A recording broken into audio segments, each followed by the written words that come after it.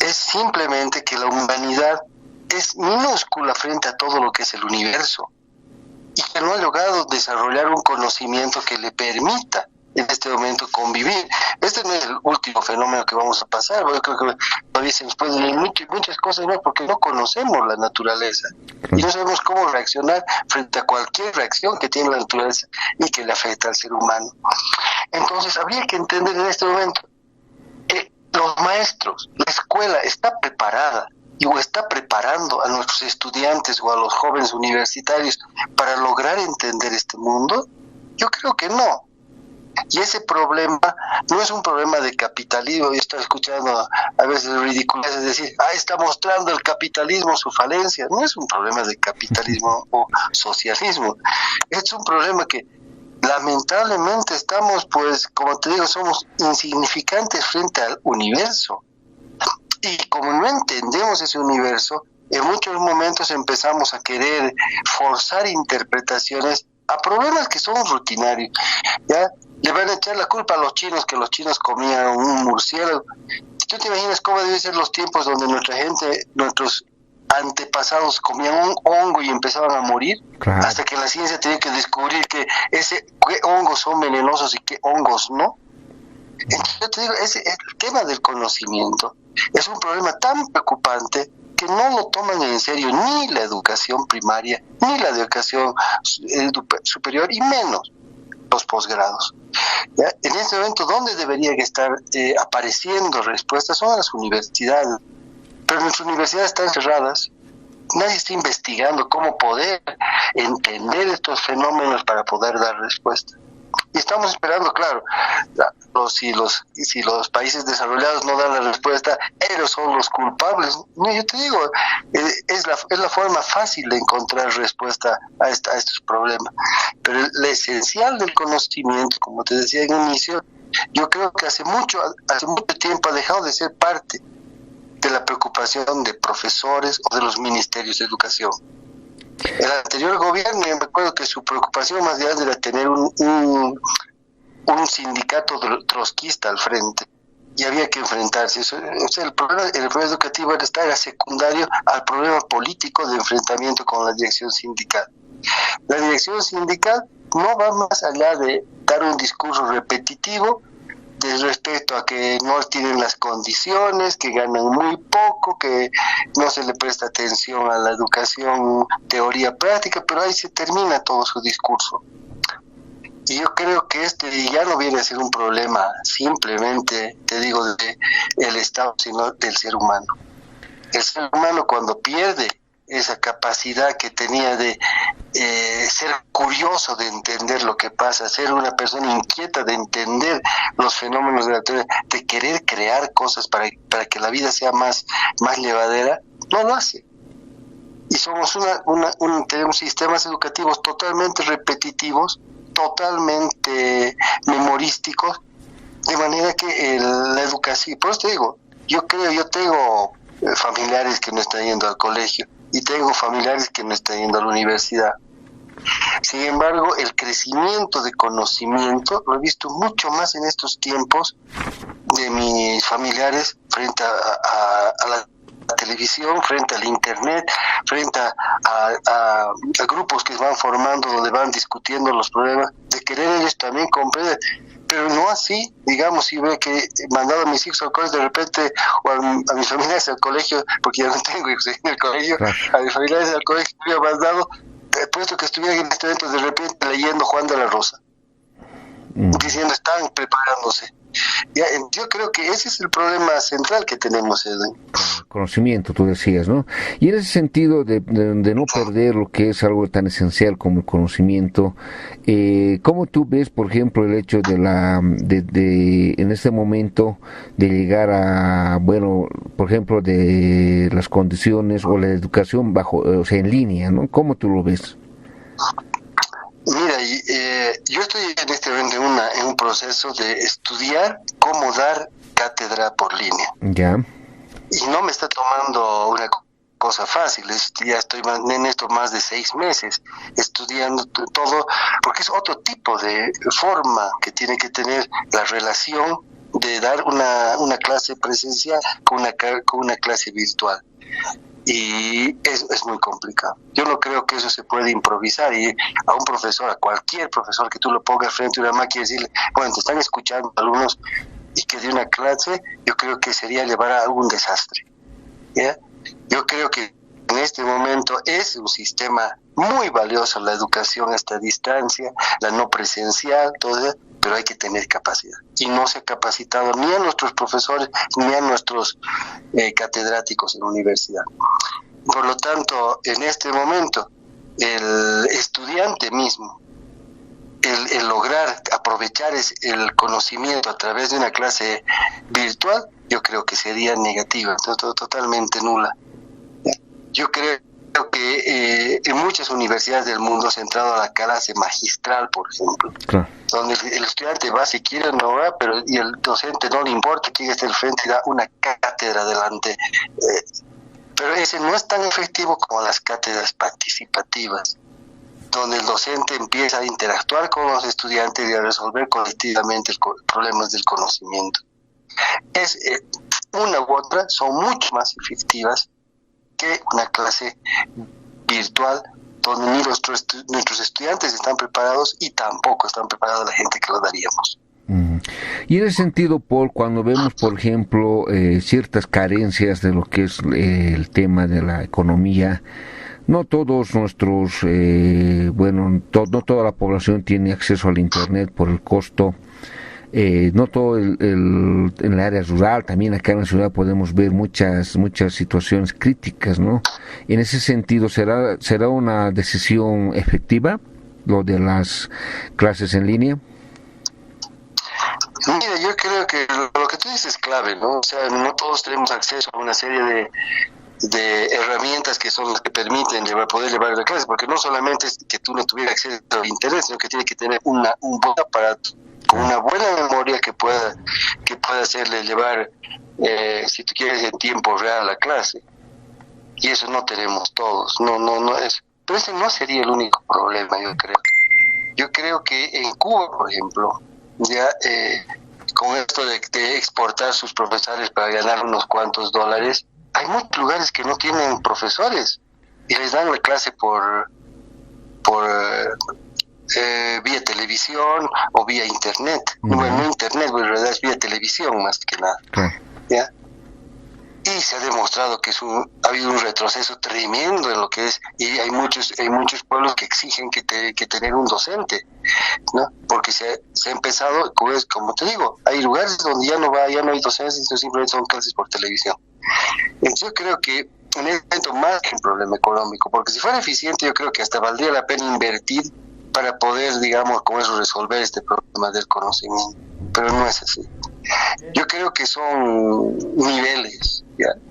Ha habido niveles donde necesitabas un profesor para una cantidad determinada de alumnos, porque era la forma en que podía comenzar ese interés por el estudio, ¿ya?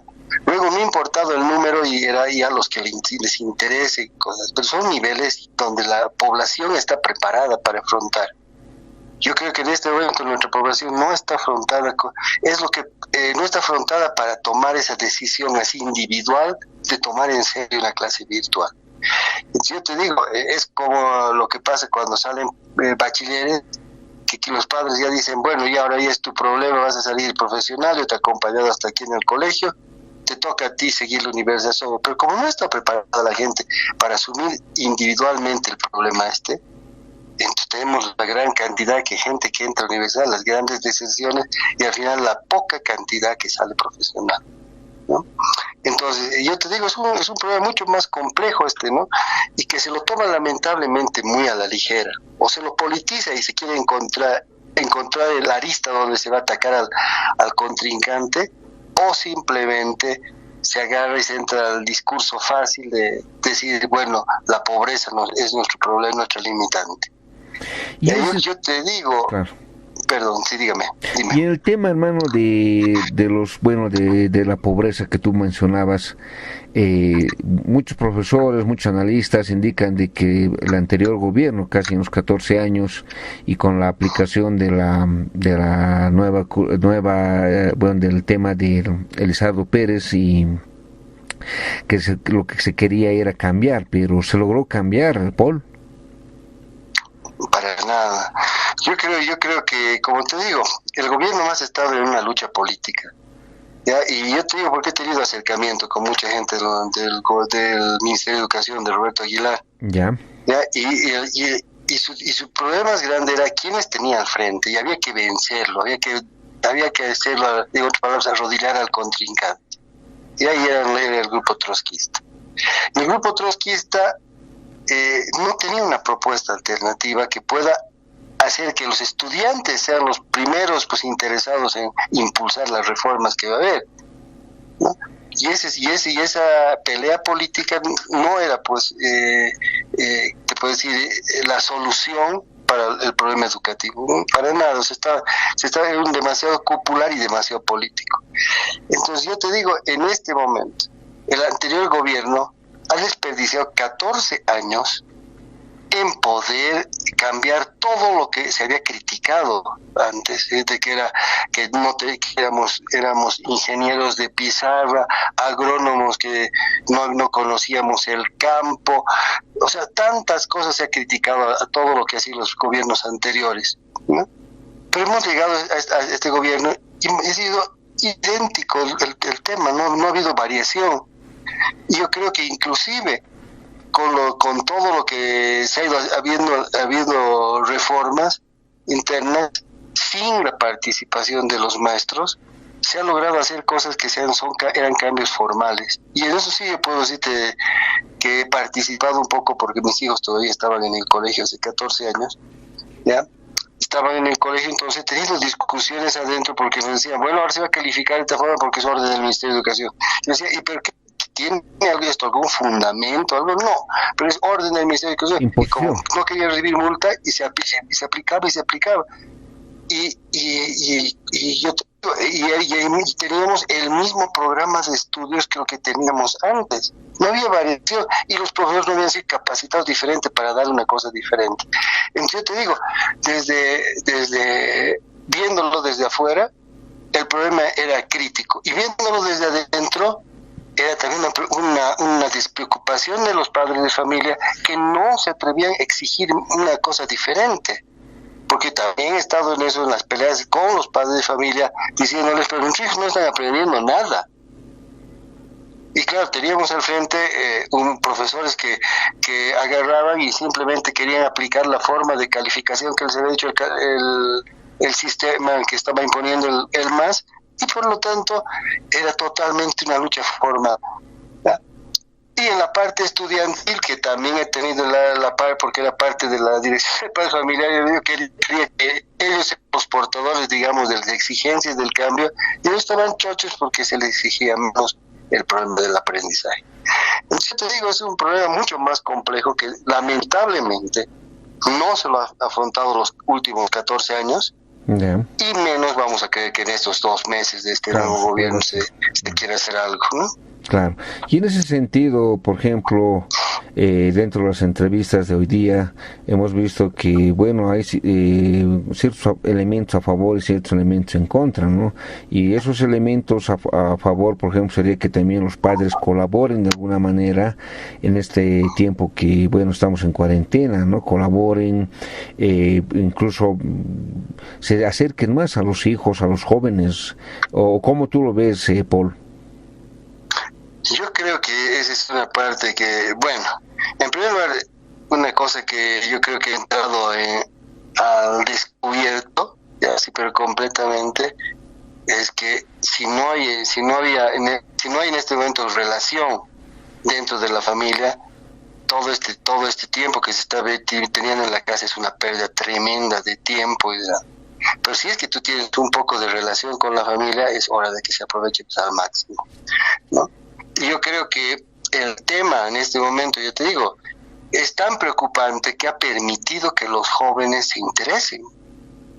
Parecía que estaban en sus cosas, pero empiezan a interesarse porque empiezan automáticamente a cambiar su forma de vida.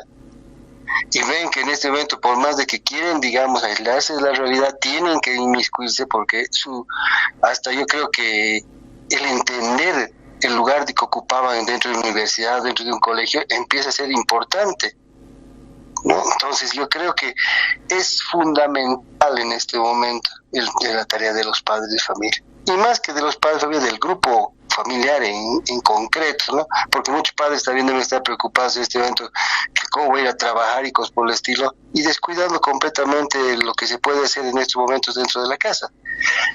El tema, como yo te he dicho al principio, es volver a mostrar lo pequeños que estamos frente al mundo. Porque eso es lo que esta mañana mismo yo estaba discutiendo y les decía, pero este problema, ¿ya? Lo ha planteado Bill Gates hace, bueno, creo que es el 2015, que dijo, pero la próxima catástrofe que vamos a tener va a ser de un virus. Y justo ayer estaba escuchando una entrevista que le hacían a Bill Gates. Bueno, Bill Gates va a tener una fundación con la que hace 15 años está trabajando para preparar un virus, una forma de enfrentar el virus que pueda atacar. Imagínate, son 5 años, una fundación privada que está por ahí. Y ha planteado que su fundación va a sacar la vacuna para esto, pero que no es inmediatamente y cosas por el estilo. Pero lo interesante de todo esto, mientras todos están perdiéndose, Estados Unidos tiene mayor cantidad de contagiados que China tanto, agarraba y decía, Estados Unidos puede tener 10 veces más que todos los países, porque ha abierto las pruebas a toda su población. Si en Bolivia se abriera, o en cualquier país de Latinoamérica, las pruebas a toda la población, no serían pues la mínima cantidad de infectados, serían mucho más. Y dijo, ¿y por qué en este momento en Estados Unidos se está descubriendo gente que se la puede pues tratar en sus inicios? Porque tiene la posibilidad de hacerse la prueba. Y por lo tanto, el porcentaje que podemos tener mucho más que cualquier país del mundo, pero tenemos el menos índice de muerte de los otros países. Yo te digo, eso es una estrategia. Se necesitan máquinas para tener esa estrategia. Se necesita solamente cabeza para tener una estrategia de esa forma. ¿Ya? Y yo te digo, es lo que nos está faltando, es pensar. Y pensar en Latinoamérica, pensar en los países de Europa o de Asia, que no va a estar la solución, pues en los que sí estamos esperando, bueno, son los genios que no dan la solución. Creo que muchas cosas no son problemas de recursos, sino problemas del hombre, que tiene que tener nuevamente interés por preocuparse de que los problemas están en sus manos y tiene que resolverlos. Claro. Y en el tema, Paul, del tiempo, sabemos que el coronavirus es... bueno, no sabemos qué tiempo vamos a estar. Bueno, la cuarentena tiene un periodo, pero posiblemente se alargue, no con el fin de alarmar, sino con el fin de precautelar lo que es la salud, lo que es nuestra seguridad dentro de la sociedad, porque sabemos muy bien que muchos médicos, ya investigadores decían de que pues, son ciclos, ¿no? Y en el ciclo donde entra ya es el contagio ya social, que bueno, no recuerdo bien el nombre que ellos utilizaban, pero ¿hasta qué tiempo más o menos, haciendo un pequeño ejercicio no hipotético, se podría, bueno, vamos a llamar, que no vayan a clases nuestros jóvenes? Más o menos, viendo la situación, ¿no? Mira, yo estoy sumamente preocupado. Yo creo que esto no es para una cosa de corto plazo. No creo que sea esto una cuestión de corto plazo, porque inclusive si encontraran en este momento una forma de controlar, primero de controlar los países pues grandes, ¿no? O sea, 1 millón de vacunas, 2 millones de vacunas, 5 millones, hasta 10 millones de vacunas necesita pues China, necesita Estados Unidos, necesita. Entonces, aquí estaríamos hablando que empezaríamos a atacar el problema en esto ya de prevención y curación. Yo creo que para mucho más largo tiempo. Entonces, ¿qué tiene que haber aquí? Claro. Tiene que haber una estrategia de plantear las cosas hacia adelante, no de plantear para el momento. Y eso en otros países, no tenemos gente que se adelante mucho más en el tiempo y diga, bueno, de aquí a 5 meses, si esto continúa así, ¿cuál va a ser nuestro próximo paso? Inclusive, yo creo que ni siquiera se la están pensando cómo vamos a salir de esta cuarentena de los 15 días. Todavía ni deben estar pensando, ni la deben tener clara. Entonces, 2 días antes o 3 días antes, de repente van a volver a pensar y de repente otra vez lancen la cuarentena. En este momento en España, con la tremenda crisis que tienen, han dicho que van a levantar el 12 la cuarentena, el 12 de abril. Entonces uno se pone a pensar, ¿y qué va a pasar en esta sociedad? Deben tener pues un plan, cómo llevar a partir de ese momento la vida dentro de esa sociedad. Claro. Y es tan preocupante eso porque ellos pueden estarse protegiendo internamente, pero no se van a preocupar de nosotros ni del país de al lado, no se van a, ellos están preocupados, como los chinos han vuelto a abrir sus tiendas hoy día. Entonces uno se pone a pensar, toda esta gente tiene pues un plan, y deben tener un plan muy bien calculado hacia adelante cómo va a ir, porque están cuidando su economía, están cuidando a sus familias, están cuidando todo el desarrollo de su sociedad. Nosotros no. Claro. Nosotros yo creo que el 13 de abril vamos a estar discutiendo 2 días más, 5 días más, pero ¿para qué? Y ese para qué todavía no está claro, ¿no? Y es por eso también cuando uno abría en ese tiempo muchos memes era que están llegando aviones, que está... Entonces se puede pensar, en muchos eran políticos, pero tenían razón de criticar, porque nadie les daba una explicación. Hoy día me ha llegado un meme, una información diciendo que los camiones pasan por qué zonas pasan repartiendo productos. Ya. ¿Y cómo se está controlando toda la cadena de cómo se están moviendo esos productos? Es que, y yo te digo, se toman medidas tan a la rápida que no llega a tener el impacto que deberían tener. Ese es lo que más me preocupa a mí. ¿Ya? Y quizá como un dato de esto que te doy, que también me parece interesante, Italia ha estado haciendo 8.000 pruebas al día de gente que tiene coronavirus. Y tiene 27.000 inscritos por día.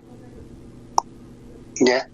O sea, estoy hablando de gente que no está infectada y cosas por decir, porque tienen que empezar a planificar su vida hacia adelante, ¿no? Pues todos tienen que hacerse el estudio. Nosotros hemos pensado si quiere que nosotros tenemos que hacer. No, es que no tenemos los recursos, no tenemos el equipo, no tenemos material, no tenemos condiciones, nada. Entonces dejamos pues que la corriente nos lleve a las salidas que vayamos a tener delante. Y volviendo al tema educativo es lo mismo. Ya. Yo te digo, ¿será que la gente se va a animar a decir, bueno, que mis hijos vayan después de que se levante la cuarentena sin ninguna cosa clara de que hay contagiados? ¿Será lo mismo? Sin ninguna protección o seguridad, ¿no? Sí, claro, yo creo que hasta los padres de repente dirían, no, un ratito esto que se tire nomás para más tiempo, pero no podemos arriesgar a la vida de nuestros hijos si no están claras cómo están las cosas afuera. Entonces, yo te digo, es un tema demasiado complejo como para que simplemente se lo maneje en números y en fechas, ¿no? Claro. Es un problema de planificación estratégica. Y en ese sentido, Paul, cuando vemos, por ejemplo, la desinformación que se da a través de las redes, se da a través, tú mismo mencionabas, ¿no? De formas muy soeces, incluso se mencionaba fácilmente, por ejemplo, ciertas, como por ejemplo el Chuñomán, los vuelos, hemos visto que ya con un tinte político, cuando la situación es otra, Paul. ¿Cuál es tu criterio? Bueno, es parte, yo te digo, de la falta de conocimiento del momento que estamos viviendo. Aquí quizá la parte más importante de los medios es tratar no de describir el problema, sino de entender el problema. Y es donde estamos cayendo, ¿no? Se describen, se dan cifras, todo, pero no se entiende el problema. Entonces permite pues que cualquier información, por más descabellada que sea, pueda ser alternativa, ¿no? Y eso aprovechan ambos lados, ¿no? Unos aprovechan para volver una campaña a favor, otros para una campaña en contra. Yo creo que en este momento, lamentablemente, ¿ya? El problema les ha caído grande a todos. No vean esto. Y como te digo, y los que más me preocupan son la universidad. Vos siempre sabes que mi preocupación más grande es la universidad de muchos temas. Yo creo que la universidad, declararse en vacación, declararse cerrada en tiempos tan críticos, me parece una barbaridad. ¿Ya? Yo creo que en este momento todos los estudiantes de medicina deberían estar en los hospitales, aprendiendo en la práctica, viendo las condiciones que se necesitan. Porque una cosa es salir a gritar presupuesto y no sabes para qué quieres presupuesto. Una cosa es salir a gritar equipamiento, ¿y qué equipo quieres? Deberíamos tener las carreras de ingeniería empezando a trabajar en dar alternativas de respiradores, todos, pero nada, todos están tranquilos esperando que de afuera salga la solución. ¿no? Unos gritando viva Cuba y otros gritando ojalá que salga de Francia, Italia o Estados Unidos. Yo te digo, da mucha pena. Ya te digo, no son temas de plata simplemente, son temas de preocuparte un poco, de volverte protagonista de las cosas, que no la tenemos en ninguno de los campos. Claro. Y nuestro pretexto más grande es el que somos pobres. Y en eso los masistas tienen que quedarse bien calladitos porque nos han tenido en jaque todo este tiempo diciéndonos que hemos sacado de la pobreza. Pero ahora resulta que nada podemos hacer porque los pobres están invadiendo toda la sociedad, ¿no? Ahora se ve la realidad, ¿no? Diferente. Sí, pues es una barbaridad, ¿no? Y siguen todavía hablando, ¿no? Y se atreven a pedir el voto. Exactamente. Bueno, ya al final del programa, Paul, ¿cuáles serían tus conclusiones y despedida, por favor? Yo creo, muchas gracias Edwin, nuevamente, yo creo que tú, que eres un preocupado por estos temas y todo, tiene que meter el tema de la preocupación del conocimiento. Yo te digo, es bien grave, pero se ha perdido el interés en el conocimiento.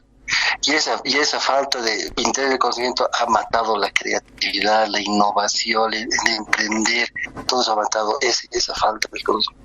Yo creo que es donde tiene que apuntarse el mayor esfuerzo. He estado leyendo y la Universidad de Harvard, a sus cátedras, ya a todas sus facultades, ha metido la materia de creatividad, de emprendedurismo, ¿ya? A todas sus materias, porque también estaba convirtiéndose simplemente en una universidad de sacar gente que se repetía fórmulas. Yo creo que si es que eso no empezamos a volverlo un tema de problema de los jóvenes, de los padres de familia, de la sociedad, de los medios, estamos perdidos, ¿ya? Porque siempre mientras tenemos países que dicen, los presidentes, muchos presidentes vas a escuchar, y quizá con eso termino, ¿no? De jactarse y decir, yo he sido una persona pobre que me he pagado mis estudios vendiendo limonada, vendiendo periódicos, recolectando botellas. Evo Morales decía, yo he sido un presidente de niño yo he sido un niño que iba detrás de los camiones esperando que le tiren comida. Y esa figura yo creo que se repite en la vida, ¿no? Sí hay gente que, digamos, no es su problema ser pobre, pero que tiene que tener ese interés de subir, de conocer, de cambiar, no esperar que le tiren comida, ¿ya? Y si es que tú preparas una sociedad que le tiren comida, nunca vas a resolver tú tus problemas, sino va a ser que otros resuelvan tus problemas. Ese yo creo que es el tema central, y donde creo que tú, con tus programas de radio y televisión, logras en cierta manera meterlos a la mesa del debate. Y con eso te agradezco que me tomes en cuenta. Muchas gracias, Paul. Bueno, ha sido la entrevista Paul Araníbar. Retornamos después de este espacio institucional. Continúe con nosotros. Ya retornamos con Contraparte.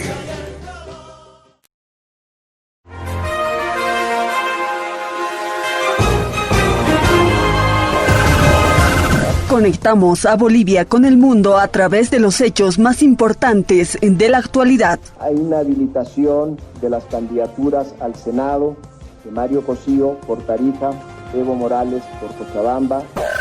Nuestro equipo de periodistas desplazados en diferentes sectores para que usted sea el mejor informado. Hasta que se anuncie, nosotros vamos a seguir de pie. Para Radio Líder 97, informó Carlos Rivera. Rodrigo Fernández. Gripia Flores. Armin Copa. La información que a usted le interesa. Doña Dilma Lanoca tiene orden de aprehensión. Para mí es una berlocha, no será criticar, pero es una berlocha. Hemos tenido una ejecución al 89%, hubiéramos llegado al 94% nuevamente. Seguimos siendo vanguardia a nivel de gobernaciones y vanguardia a nivel de todas las ejecución de entidades públicas. A los pobres han marginado, a los pobres han humillado, a mujeres, a hombres. Eso está bien, ya que ni la derecha ni la izquierda cumplen con su palabra. Los hechos internacionales más relevantes. España suma al menos 234 contagios y 3 muertes por coronavirus. El noticiero más completo y que refleja además la información desde nuestras provincias y por supuesto su voz hecha noticia. ¿Cuál va a ser el trabajo en el puente Tarapo? Es un proyecto importante. Le decía, hay una persona desaparecida hace 2 semanas. De lunes a viernes, primera edición de 13 a 14 horas. Y la segunda edición de 18 a 19 horas. líder de noticias.